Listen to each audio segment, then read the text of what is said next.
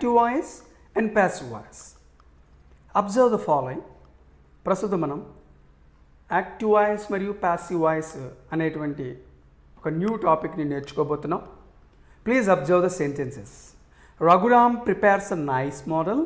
India defeated Pakistan.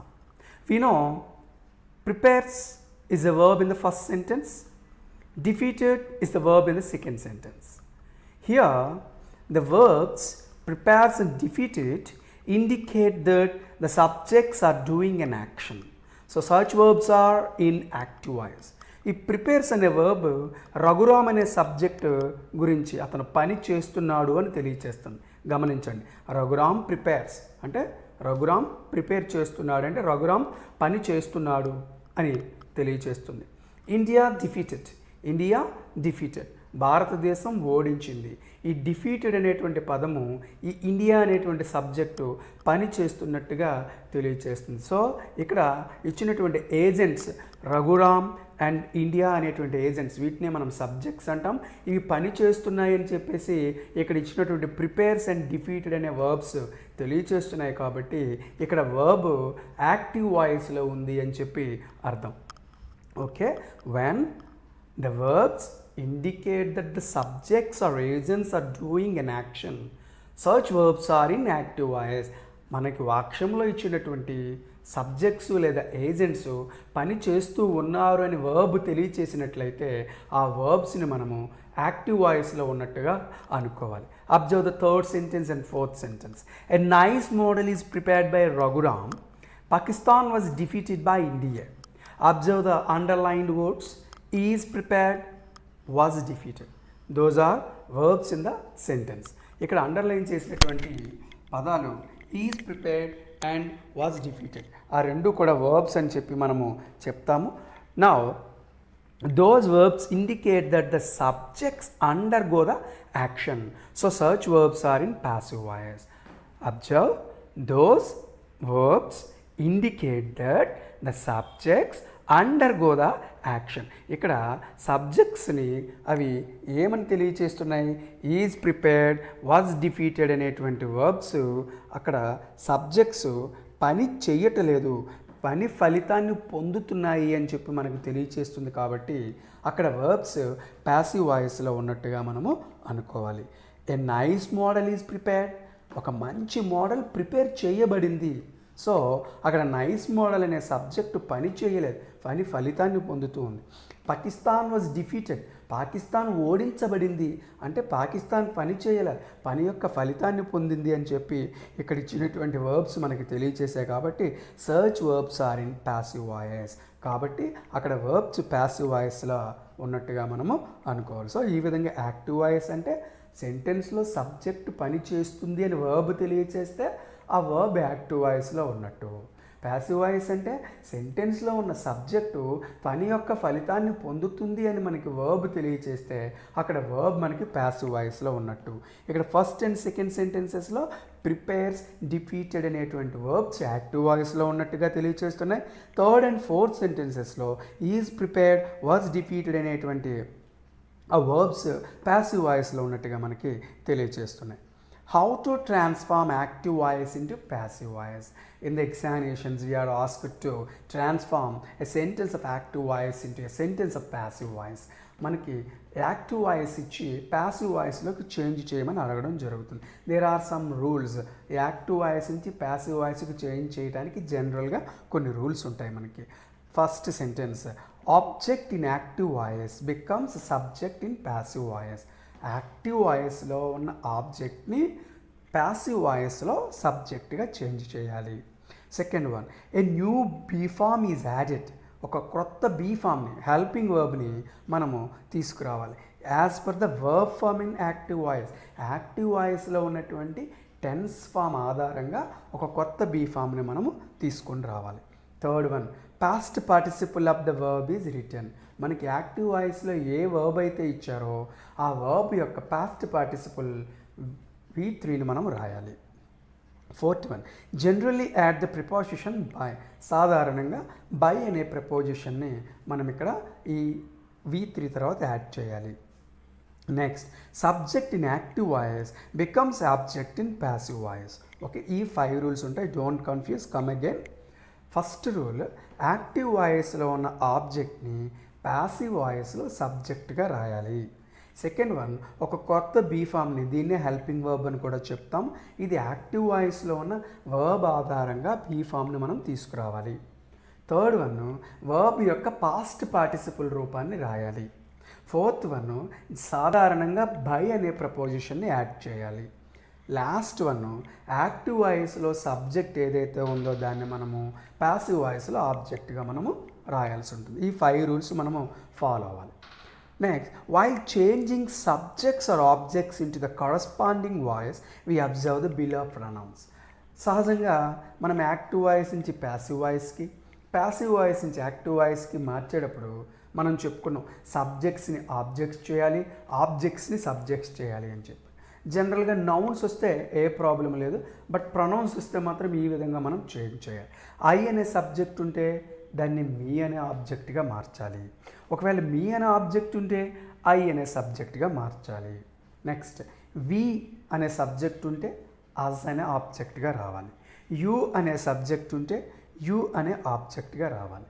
He అనే subject ఉంటే him అనే ఆబ్జెక్ట్గా రావాలి. షీ అనే సబ్జెక్ట్ ఉంటే హెర్ అనే ఆబ్జెక్ట్గా రావాలి.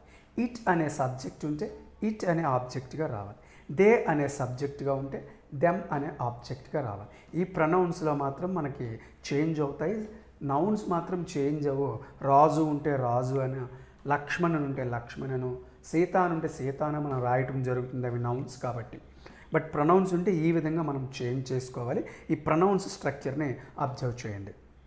So second one, how to write be form. మనకి సెకండ్ రూల్లో చెప్పుకున్నాం, న్యూ బీ ఫామ్ని రాయాలి, కొత్త హెల్పింగ్ వర్బ్ని రాయాలి అన్నాం. ఇక్కడ మనము టెన్స్ పైన ఆధారపడి ఉంటుంది. Here the tense form of the verb is necessary. Here the tense form of the verb is necessary. Last సెషన్లో మనం టెన్సెస్ పూర్తిగా నేర్చుకున్నాం. ఇక్కడ కొత్త బీ ఫామ్ని మనం రాయాలి అంటే టెన్స్ ఫామ్ అనేది చాలా అవసరం.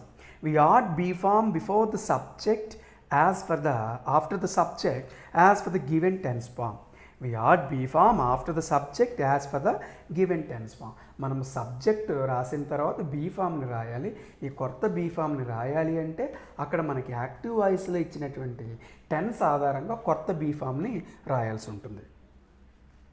సో దానికోసం మనం ఒక టేబుల్ని ఫాలో అవుతాం. సో చూడండి, ఇక్కడ 3 కాలమ్స్ ఉన్నాయి. టెన్స్ ఫామ్, ఏవి అంటే యాక్టివ్ వాయిస్, పీవీ అంటే ప్యాసివ్ వాయిస్. ఇక్కడ మనం నేర్చుకున్నటువంటి టెన్సెస్ చాలా ఉపయోగం ఉంటుంది. ఫర్ ఎగ్జాంపుల్, యాక్టివ్ వాయిస్లో టెన్స్ ఫాము సింపుల్ ప్రజెంట్ ఇచ్చాడు అనుకుందాం. సింపుల్ ప్రజెంట్ స్ట్రక్చర్ మనకు తెలుసు, V1 or V1 or S plus ES. ఇది ఉన్నప్పుడు ఏం రావాలి? Be form. Is singular, am అయితే ఐకి, ఆర్ అయితే ప్లూరల్కి రావాలి. చూడండి, ప్యాసివ్ వాయిస్ కాలంలో కొత్త బీ ఫామ్స్ వచ్చాయి, అబ్జర్వ్ చేయండి. ఇక్కడ చూడండి, టెన్స్ ఫామ్ కాలంలో simple present, present continuous, present perfect. Present tense నుంచి 3 ఫామ్సే ఉంటాయి. ప్రజెంట్ పర్ఫెక్ట్ కంటిన్యూస్లో యాక్టివ్ వాయిస్ ఇవ్వటం జరగదు, ఎందువల్లంటే దాన్ని ప్యాసివ్ వాయిస్లోకి చేంజ్ చేయలేం. Next, simple past tense, past continuous, past perfect tense. ఇక్కడ కూడా పాస్ట్ పర్ఫెక్ట్ కంటిన్యూస్ ఇవ్వటం జరగదు, ఎందువల్లంటే పాస్ట్ పర్ఫెక్ట్ కంటిన్యూస్లో యాక్టివ్ వాయిస్ వచ్చినప్పటికీ దాన్ని ప్యాసివ్ వాయిస్లోకి చేంజ్ చేయడం వీలు పడదు. Next, simple future, future perfect. Future టెన్స్లో future continuous, future perfect continuous ఈ రెండు కూడా ప్యాసివ్ వాయిస్లోకి కన్వర్ట్ చేయడం వీలు పడదు కాబట్టి ఇవ్వటం జరగలేదు. సో ఈ విధంగా ఈ 8 స్ట్రక్చర్స్ మనకు తెలుసు. యాక్టివ్ వాయిస్ స్ట్రక్చర్స్ ఎలా ఉంటాయో ఏవి అనే కాలంలో వాటి స్ట్రక్చర్స్ మనము నేర్చుకున్నాం, అవే స్ట్రక్చర్స్ ఇక్కడ వస్తాయి. ఈ సింపుల్ ప్రజెంట్ వచ్చినప్పుడు ప్యాసివ్ వాయిస్లో ఏం రావాలి? ఈజ్ లేదా యామ్ లేదా ఆర్ అనే బీ ఫామ్ రావాలి. ప్రజెంట్ కంటిన్యూస్ వచ్చినప్పుడు ప్యాసివ్ వాయిస్లో ఏం రావాలి? ఈజ్ లేదా యామ్ లేదా ఆర్ అనే బీ ఫామ్స్తో పాటు బీయింగ్, పని జరుగుతూ ఉంది, కంటిన్యూస్ ప్రాసెస్ కాబట్టి బీయింగ్ అనేటువంటి ఒక వర్బ్ని మనం తీసుకోవాలి. ప్రజెంట్ పర్ఫెక్ట్ వచ్చినప్పుడు ప్యాసివ్ వాయిస్లో ఏమొస్తుంది? Has for singular subjects, have for plural subjects plus been అనేటువంటి ఒక హెల్పింగ్ వర్బ్ని మనము తీసుకోవాలి. నెక్స్ట్, సింపుల్ పాస్ట్లో యాక్టివ్ వాయిస్ వస్తే ప్యాసివ్ వాయిస్లో ఎలా ఉంటుంది? ప్యాసివ్ వాయిస్ కాలం చూడండి, సింగులర్ అయితే వాజ్, ప్లూరల్ అయితే వేర్ అనేదాన్ని ఉపయోగించాలి. నెక్స్ట్ పాస్ట్ కంటిన్యూస్ వచ్చినప్పుడు స్ట్రక్చర్ మనకు తెలుసు, అందుకే యాక్టివ్ వాయిస్లో ఉన్న స్ట్రక్చర్ నేను చదవట్లే. పాస్ట్ కంటిన్యూస్లో ఉన్నప్పుడు ప్యాసివ్ వాయిస్లో ఏమొస్తుంది? సింగులర్ వచ్చినప్పుడు వర్స్, ప్లూరల్ వచ్చినప్పుడు వేర్, కంటిన్యూస్ టెన్స్ కాబట్టి బీయింగ్ అనే పదాన్ని ఉపయోగించాలి. Next past perfect. యాక్టివ్ వాయిస్లో మనకు స్ట్రక్చర్ తెలుసు. పాస్ట్ పర్ఫెక్ట్ వచ్చినప్పుడు ప్యాసివ్ వాయిస్లో ఏం చేయాలి? హ్యాడ్ అనే హెల్పింగ్ వర్బ్ని తీసుకొని బీన్ అనే పదాన్ని పర్ఫెక్ట్ టెన్స్లో, రెండు పర్ఫెక్ట్ టెన్స్లో గమనించండి. ప్రజెంట్ పర్ఫెక్ట్లో కూడా బీ ఫామ్ తర్వాత బీన్ వచ్చింది, పాస్ట్ పర్ఫెక్ట్లో కూడా బీన్ వచ్చింది. Next simple future structure. Active voice structure అక్కడ ఇచ్చాం చూడండి. ప్యాసివ్ వాయిస్లో ఏముంటుంది? విల్ లేదా షల్ ప్లస్ బీ అనేదాన్ని తీసుకోవాలి. విల్ లేదా షల్ ప్లస్ బీ అనే పదాన్ని తీసుకోవాలి. ఫ్యూచర్ కంటిన్యూస్లో మనము యాక్టివ్ అండ్ ప్యాసివ్ వాయిస్ ఉండదు. నెక్స్ట్ ఫ్యూచర్ పర్ఫెక్ట్ మనకు స్ట్రక్చర్ తెలుసు, అక్కడ ఇచ్చారు యాక్టివ్ వాయిస్లో. ప్యాసివ్ వాయిస్లో ఏం రావాలి? Will or shall plus have plus been అనే పదాన్ని మనం ఇక్కడ తీసుకోవాలి. ఈ టేబుల్ని కానీ మనం జాగ్రత్తగా ప్రిపేర్ అయినట్లయితే ఏ టెన్స్ ఇచ్చినప్పటికీ కూడా మనము అక్కడ ప్యాసివ్ వాయిస్లో ఈజీగా చేంజ్ చేయొచ్చు. Next past participle of the verb is added after the new be form. ఈ న్యూ బీ ఫామ్స్ అనేవి ప్యాసివ్ వాయిస్ కాలంలో ఇచ్చాం. అబ్జర్వ్ చేయండి, ప్రతి టెన్స్కి కూడా ప్యాసివ్ వాయిస్ ఎలా ఉంటుందో చివరిలో ఇచ్చాం. వీటి తర్వాత ఈ బీ ఫామ్ తర్వాత తప్పనిసరిగా వర్బ్ యొక్క పాస్ట్ పార్టిసిపుల్ రూపాన్ని మనం అక్కడ రాయాల్సి ఉంటుంది. నెక్స్ట్ మోడల్ ఆక్సిలరీస్ వస్తుంటాయి ఒక్కొక్కసారి. మనకు తెలుసు మోడల్ ఆక్సిలరీస్ అంటే మోడల్ హెల్పింగ్ వర్బ్స్ అంటాం. అక్కడ విల్ ఆర్ షెల్ వచ్చినప్పుడు ఏం చేసాము చూడండి. విల్ ఆర్ షెల్ వచ్చినప్పుడు will or shall plus be రాసాం. ఇక్కడ కూడా అలానే కెన్ కానీ కుడ్ కానీ, would, should, may, might, must వీటితో పాటు V1 అనేది ఉంటుంది మనకి. సో అప్పుడు ప్యాసివ్ వాయిస్లో ఏం చేస్తాం? యాజ్ ఇట్ ఈజ్గా ఇచ్చినటువంటి బీ ఫామ్ని, ఆ మోడల్ హెల్పింగ్ వర్బ్ ఏదైతే ఉందో ఆ మోడల్ హెల్పింగ్ వర్బ్ని రాసి ప్లస్ బీ ప్లస్ V3 అనేది రాస్తాం. చూసారా, ఇందాక విల్ వచ్చినప్పుడు విల్ బీ అన్నాం, షల్ వచ్చినప్పుడు షల్ బీ అన్నాం. ఇక్కడ కూడా అలానే ఈ మోడల్ హెల్పింగ్ వర్బ్స్ ఏవైతే వచ్చాయో ఆ మోడల్ హెల్పింగ్తో పాటు బీ ప్లస్ V3 అనేది మనం రాయాలి. ఫర్ ఎగ్జాంపుల్ కెన్ ఇచ్చాడు అనుకోండి, they can write a letter అన్నాడు. ఇప్పుడు మనం చేయాల్సింది ఏది? కెన్ కాబట్టి, కెన్ రైట్ కాబట్టి కెన్ బీ, రైట్ యొక్క V3 ఏంటి? రిటర్న్. ఒకవేళ she would paint a picture అన్నాడు, వుడ్ పెయింట్ అని మనం అబ్జర్వ్ చేయాలి. వుడ్ వచ్చినప్పుడు ఏం చేయాలి? Would plus be, would be. Paint యొక్క థర్డ్ ఫామ్ ఏంటి? Painted, would be painted. ఈ విధంగా మనము రాయాల్సి ఉంటుంది. నెక్స్ట్ సెకండ్ రో చూడండి ఒకసారి. ఈ పర్ఫెక్ట్ కండిషనల్ అంటాం. అంటే పైన చెప్పుకున్నటువంటి బీ ఫామ్సే పర్ఫెక్ట్ కండిషనల్ టెన్స్లో వాడతాం. పర్ఫెక్ట్ కండిషనల్ అంటే ఏం లేదు, పైన బీ ఫామ్స్ ప్లస్ V1 అన్నాం. ఇక్కడ బీ ఫామ్స్ ఆ model helping verbs plus have plus V3 ఉంటుంది. అండర్లైన్ చేసి ఇచ్చాం, గమనించండి. ఆ మోడల్ హెల్పింగ్ వర్బ్స్తో పాటు హ్యావ్ ప్లస్ పాస్ట్ పార్టిసిపుల్ వస్తే దాన్ని పర్ఫెక్ట్ కండిషనల్ టెన్స్ అంటాం. ఇలా వచ్చినప్పుడు ఏం చేయాలి? For example can have written అన్నాం, ఏం లేదు, కెన్ హ్యావ్ బీన్ రిటర్న్. ఆ బీ ఫామ్ రాసి పక్కన ప్యాసివ్ వాయిస్ కాలంలో చూడండి, ఆ ఇచ్చినటువంటి మోడల్ హెల్పింగ్ వర్బ్ రాసి హ్యావ్ బీన్ రాసి పాస్ట్ పార్టిసిపుల్ వర్బ్ రాస్తాం. అబ్జర్వ్ చేస్తే ఏమీ కన్ఫ్యూజన్ ఉండదు. ఒకవేళ they could have come here అన్నాం, they could have come here. For example could have come అనేది ఇప్పుడు మనము పర్ఫెక్ట్ కండిషనల్. కుడ్ హ్యావ్ ఉంది కాబట్టి మనం ఇప్పుడు ఏం చేయాలి? కుడ్ హ్యావ్ బీన్ రాసి ఆ కమ్ యొక్క past participle come, came, come అనేది మనం రాయాలి. ఫర్ ఎగ్జాంపుల్ మే హ్యావ్ ఉందనుకుందాం, మే హ్యావ్ గాన్ అన్నాం. ఇప్పుడు ఏం చేయాలి? మే హ్యావ్ రాసుకొని మనము బీన్ అనేది రాసి ఆ గాన్ అనేది మనం అక్కడ రాస్తాం. కన్ఫ్యూజ్ అవ్వద్దు. ఈ మోడల్ హెల్పింగ్ వర్బ్స్లో model helping verbs plus V1 present tense of verb వస్తే ఆ ఇచ్చినటువంటి మోడల్ హెల్పింగ్ వర్బ్ ఏదైతే ఉందో అది ప్లస్ బీ ప్లస్ V3 రాస్తాం. నెక్స్ట్ కాలంలో ఏమి ఇచ్చాడు? ఆ model helping verbs plus have plus V3 ఇస్తే ఆ మోడల్ హెల్పింగ్ వర్బ్తో పాటు హ్యావ్ బీన్ ప్లస్ V3 అని రాయాలి. ఏమీ కన్ఫ్యూషన్ అవసరం లేదు. ఓకే, ఈ విధంగా మనకి ఇక్కడ ఇచ్చినటువంటి టెన్సెస్ టేబుల్, అదేవిధంగా ఈ మోడల్ హెల్పింగ్ వర్బ్స్ ఇచ్చినప్పుడు ఏ విధంగా అనేది అబ్జర్వ్ చేస్తే మనం టెన్సెస్ని ఈజీగా చేంజ్ చేయొచ్చు. I'm giving some examples year. కొన్ని ఎగ్జాంపుల్స్ అక్కడ ఇచ్చాను చూడండి. ఎలా చేంజ్ చేద్దామో ఒకసారి, కన్ఫ్యూజ్ అవ్వద్దు. They love their parents. ఇక్కడ మనకి దే లవ్, వారు తల్లిదండ్రులను ప్రేమిస్తున్నారు. వారు అనే సబ్జెక్ట్ పని చేస్తున్నారు కాబట్టి ఇక్కడ వర్బ్ యాక్టివ్ వాయిస్లో ఉంది అని మనకు అర్థమైంది. ఇప్పుడు దీన్ని ప్యాసివ్ వాయిస్లోకి చేంజ్ చెయ్యాలి అంటే ఫస్ట్ దే అనేది సబ్జెక్ట్, లవ్ అనేది వర్బ్, దేర్ పేరెంట్స్ అనేది ఆబ్జెక్ట్. మనకు రూల్ ప్రకారం ఫస్ట్ ఆబ్జెక్ట్ని సబ్జెక్ట్ చేయాలి. దేర్ పేరెంట్స్ అనేది ఆబ్జెక్ట్ కాబట్టి ఆ దేర్ పేరెంట్స్ని సబ్జెక్ట్ చేసాం. కిందన చూడండి, దేర్ పేరెంట్స్ అన్నాం. ఇక్కడ అండర్లైన్ చేసినటువంటి వర్బ్ లవ్. లవ్ అంటే ఏ టెన్స్ మనకి?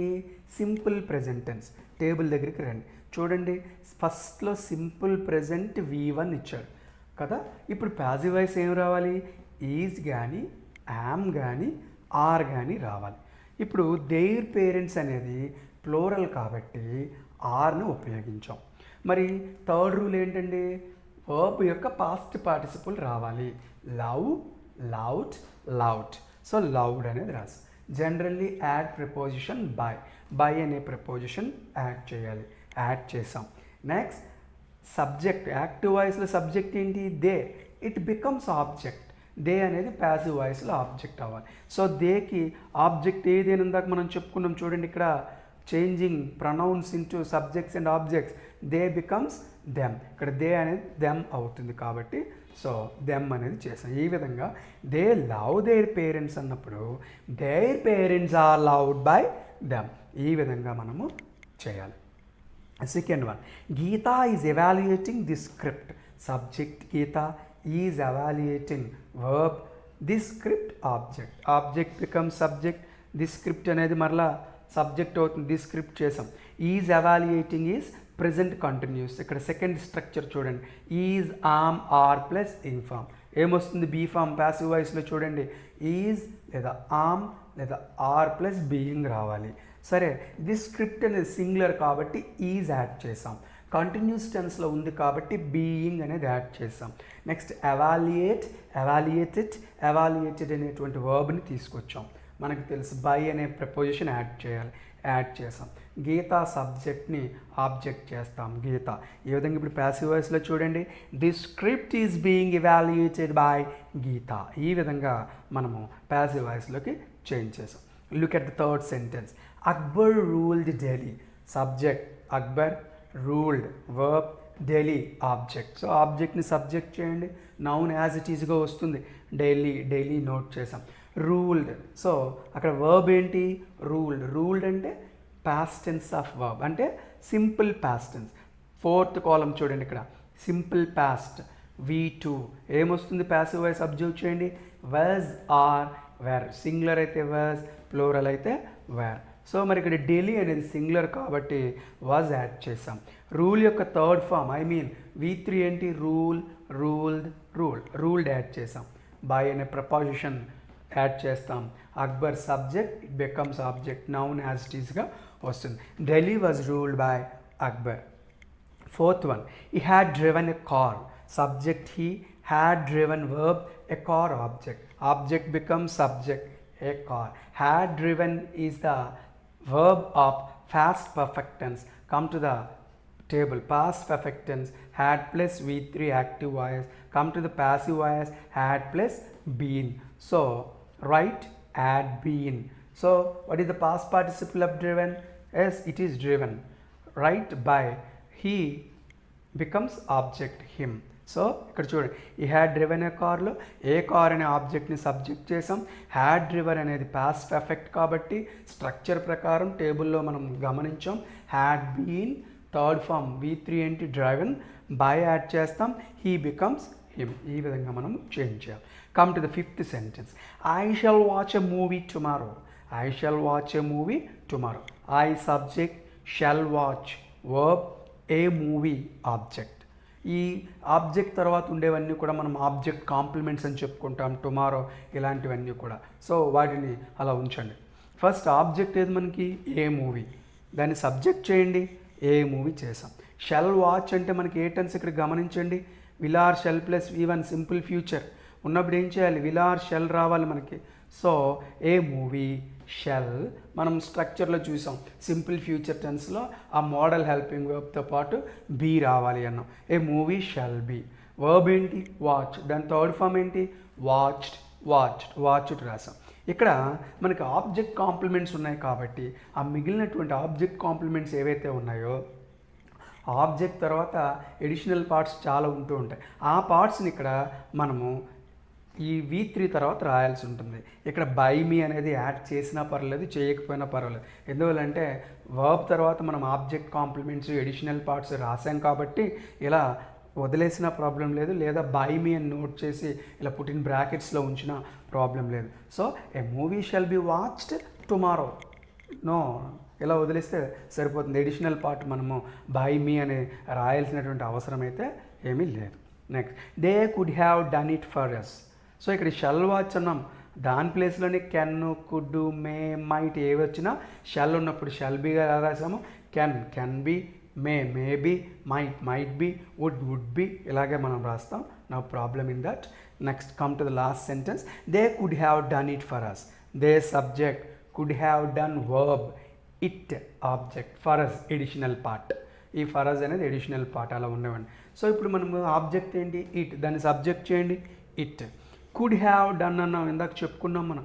Model helping verb plus have plus V3 వచ్చినప్పుడు సెకండ్ కాలం చూడండి, వచ్చినప్పుడు యాజ్ ఇట్ ఈస్గా ఏదైతే వచ్చిందో చూడండి, కుడ్ హ్యావ్ వచ్చిందా, కుడ్ హ్యావ్ నోట్ చేసి పర్ఫెక్ట్ కండిషనల్లో ఉంది కాబట్టి బీన్ అనే పదం రాసి వర్బ్ యొక్క పాస్ట్ పార్టిసిపుల్ రాస్తాం.